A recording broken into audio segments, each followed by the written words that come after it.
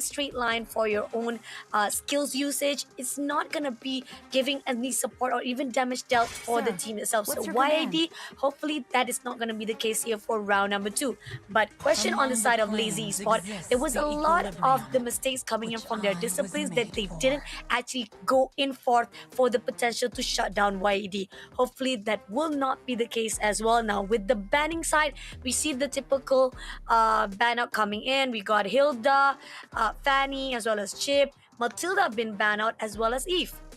Yeah, so that leaves Lazy Esports to actually pick up one of the Tusin or the Suyo combo. So I mean, Young and Dangerous, I mean, they're gonna have to take out one of the two, right? With this ban phase, unless they choose to ban something like a respect ban for the previous game. Maybe they ban out the carry, who knows? True. But Young and Dangerous, I mean, I know for a fact that maybe they probably want to give away. Yeah, they ban the Angela instead. Yeah, they are really young and dangerous because they don't follow convention. They don't really go with what normal people would think because yeah, it's just a newer generation nowadays. They just think they know the best for themselves. No, they say we are the new generation. We'll make our own metas. We got the meta of cycles in the SPS. Who are you talking about? What Young and Ninjas definitely pull through, but we do see the response coming in. They picked up Juxin. Definitely is a trap for the side of Young and Ninjas, so they gotta pick up the Suyo instead, right? That's the best response coming in for the Lazy Esports. Now, another part of the side of Young and Dangerous, who are they gonna actually prioritize? Previously, they pretty much prioritized on their roamer. They prioritized on their junglers. So now they're picking up Cho for themselves, and they saw what Potback could do, and they're not gonna allow it. They're denying of the usage of Cho to themselves instead. Yeah, and with Lazy Esports already having Zusin, I mean, generally we see the Alpha. Yeah, Alpha will be there because it just makes sense, right? Having that utility to be able to jump in that Spear of Alpha, then you just ragdoll the other person because you can drag them around. Spear of Alpha, you can reposition them as well. And now with the Phoveus as well, we saw Dur on the Phoveus. He was really very strong, but did not manage to close the game. Meanwhile, Young and Dangerous, what do they go for on this EXP lane here? Because you know that you're fighting against a Phoveus already. One of the key factors that usually teams like to do is, yeah, you can go for that glue, right? You saw that glue in the previous series. It had a lot of impact, and it's generally a very good choice, a very safe choice to reposition that alpha away from your team and sacrifice your own life, but you enable the team fight so much better. Agree. Survival time coming in from Young and Rangers. I think that's also the gameplay we see so far. They prioritize more on survival, so that despite maybe they might leave a space for the team fight to be shut down, but ended up picking another hero. Yeah, I'm not gonna guess what Young and Dangerous are gonna do anymore because they just defy expectations every single time. It must be the Malaysian food because, yeah, it's great. Malaysian food is great, and Bruno is, I don't know where it comes from because doesn't answer anything. Like, does that answer the? Okay, it answers for the alpha. The only thing that it answers is the alpha. The Phoveus is still gonna be able to run at you, and you don't really counter out against a Zusin, but there's a lot of burst damage coming through. So that burst damage might be a threat to Zusin. Yeah, I'm gonna go with that. I'm gonna go with that. So much positivity coming in right now from Mo. I think he's like really cracking his mind right now. He's like, what is it doing? What are they trying to do? But okay, maybe there's a possibility, and we do see that band comes out for the side of Young and Dangerous, T-Grill as well as 1-1. I'm looking on the side how Young and Dangerous is not allowing Lazy Spot to actually go away with a lot of centric wise of team fights, right? You don't want anyone to pull you in or even try to shut you down or make you feel like you're immobilized to move around. So Young and Rages there's a possibility this is where they want their lineups to be much more sustained, and not just sustained but very able to freely move everywhere they want to go to cover the maps. Yeah, I mean, one of the premium picks would be Hylos here, but I'm not gonna guess for Young and Dangerous anymore. They're possibly gonna pick a Yuzong, and you're like, yeah, makes sense. It makes sense. But I mean, I'm gonna guess for Lazy Esports. I mean, they're picking my style. So. I mean, most likely, right? You want to counter against the Bruno. You want to destroy him in that lane. You can pick up the Clint. It has been buffed in this current meta. And then they can go for that old meta pick, which is also this current meta pick, which is the Harif as well, because that Zayman's Force together with that Tucson is going to be very strong. Meanwhile, Young and Dangerous, I'm not too sure what they're going to pick up here. Yeah, I mean, they pick up the Farsa. I mean, that's not a bad pick. That's not a bad pick. The Farsa just has recently been buffed. So Young and Dangerous might be just cooking like crazy on the new meta right now. So there might be some things that we don't know, right? We don't know. And Young and Dangerous, they might know more right now because Farsa actually got buffed. Yeah, but the buff side of it is probably most of it is coming off from the cooldown. That could be a possibility. They want to actually take advantage of it. Coming into the Lazy Esports side, this is where we always see like one of the play style that we've already used to. Young and Dangerous, they're showing off something new. So when it comes to drafting wise, maybe there's a possibility that Lazy Esport, they have the comfort zone and we're much more already aware of it with Harith as well as Gatukacha on the side. I would feel that the drafting wise is much more safer.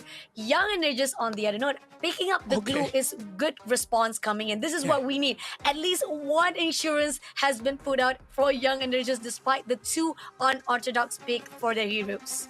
I mean, in terms of having that burst damage for that Tucson is gonna be needing to be very scared, right? There's a lot of burst damage coming in from the fragments of memory of that Bruno as well. And then there is the Feather Airstrike that will be able to deal a lot of damage. Farsa has been one of the usual picks in the previous meta as well. And I didn't know why exactly it fell off, but it's still a very strong pick today. So one of the reasons is maybe why the rise of Tucson, rise of Aurora, having that sustainability, having that skill to get away and somehow be able to space out and deal damage. Well, let's just find out here as we head on into the Lana Dawn. Lazy Esports from Philippines going up against Young and Dangerous. Lazy Esports at the threat of going home here. Let's go. Let's find out our last series of the day. I mean, going back into what you talked about, all right, you got the Brody in the hands and you saw how stylish Zed was using Moskov in a really good state. I mean, that Spear of Destruction was right on time, gets the input you need, even though it doesn't connect the thought, doesn't get the kills or even the amount of damage that you want to portray into Lazy Esport. Going into the Brody side, what are the skills that we want to be aware of here once you push into the game itself, Mo?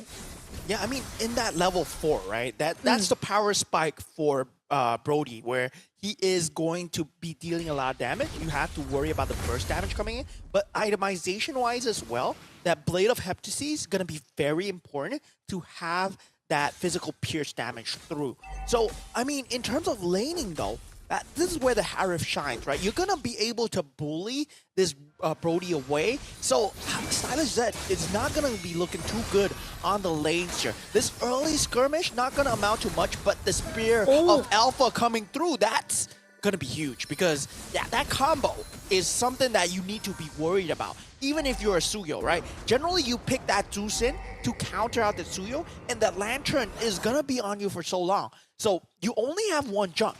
And once that jump is used, you're gonna get pulled back in. Agree, definitely.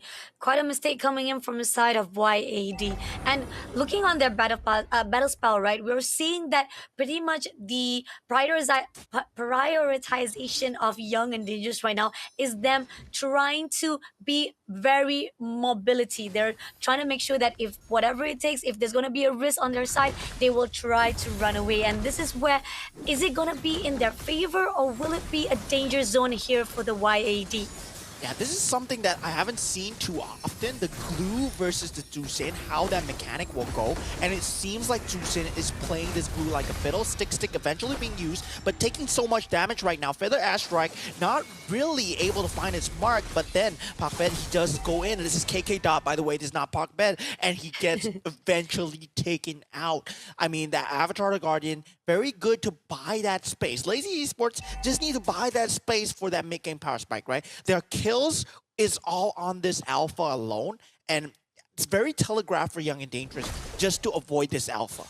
Agree, definitely. And so far right now, we are still seeing it's a trade-off between the two teams, but Lazy Spot getting a little bit better off when it comes to the goal because the fact is they are on the numbers are really high rise. Now, Kimin on the side right here, they need to make sure that he has enough potential to farm it out so that he can buff off right in instant to give a really good boost. So far on the side of Lazy Spot, they have so much ground they covered up, and Charles Feet trying to actually find a way so he can pick off again. Siska overlooking, not gonna allow anyone to deny the movement of Kimin into the progress of him trying to farm out. And the power timing out from Young and Dangerous right now. Blade of Heptasis picked up, right? But Harif is also at its key power spike. He just has to watch his mana management here. Kimin picking up that 100 strike, Young and Dangerous. I mean, they have to go for a timing now.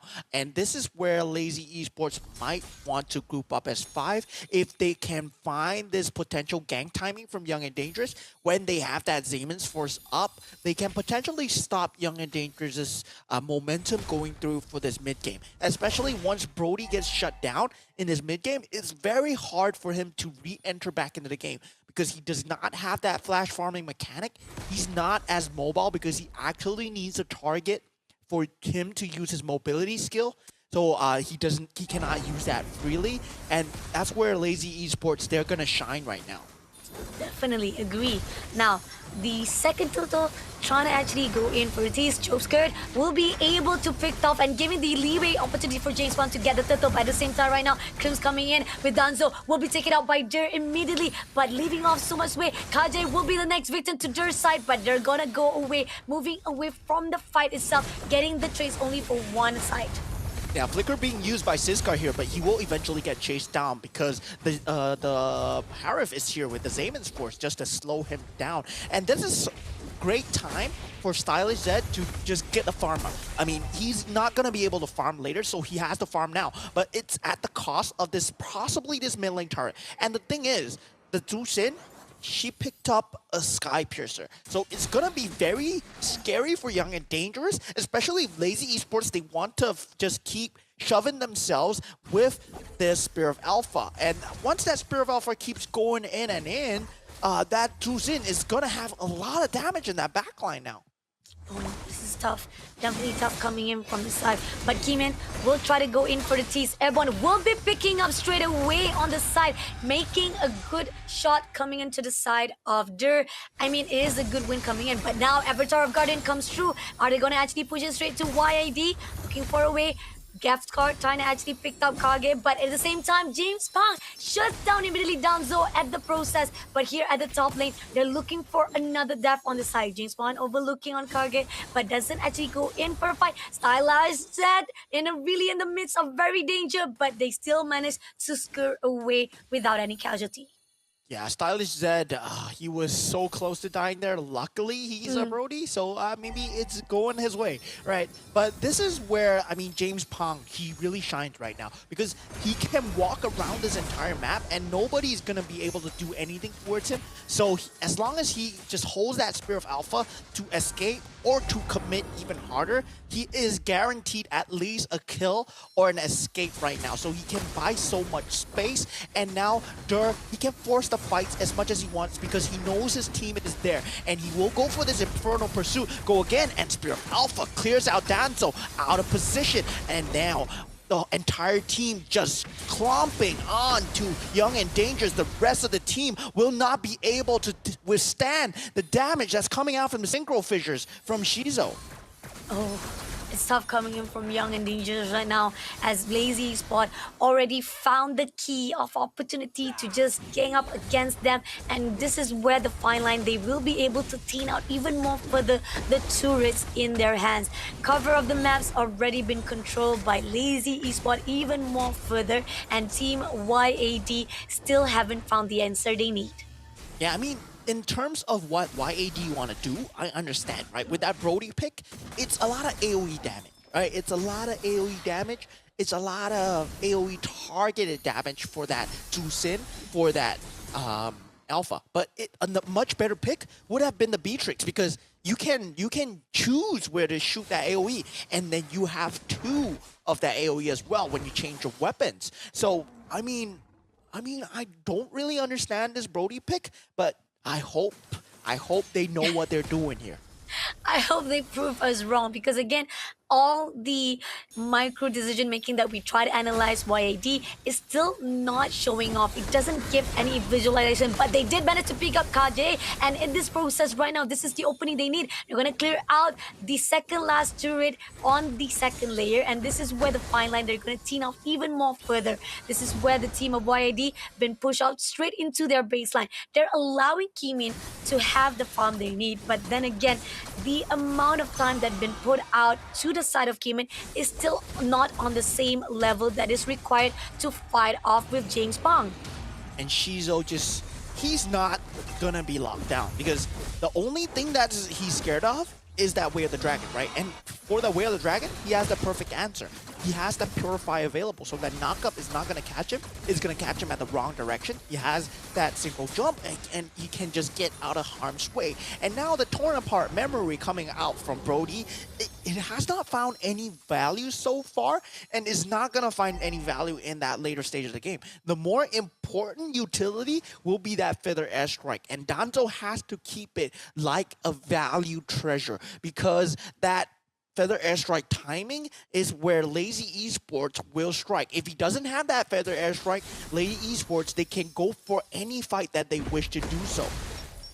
Clearing out the wave, now it's going to be the time of taking for YD, but they're going in for the push with Pop Bet, but that's not the right target they want. Zaman Force tried to slow them down, but YD managed to pull away. But here on out, they're going to clear out the second last turret of the mid lane as well. So Lot marching in through, KJ getting a lot of damage. He tried to find a way to pick up anyone, but he hasn't spotted anyone. But here, Avatar Guardian comes through into the mid. That overextension will be punishing by the side of Kimin, but Jobska turns down Siska. It's a trade to trade, but now Cizo takes down Danzo, and the turret is already been down, and even Dread takes down Kimin. An opening comes through now, 2 more players to go, pushing in straight to the side of Stylized, that almost to be shut down, but they still maintain it off. But the damage is done. Team Lazy Sport has done what is necessary. Now they're gonna pull in all the way to the Crystal. Crystal is wiping out, and immediately 1 win will be in the hands of Lady Esports.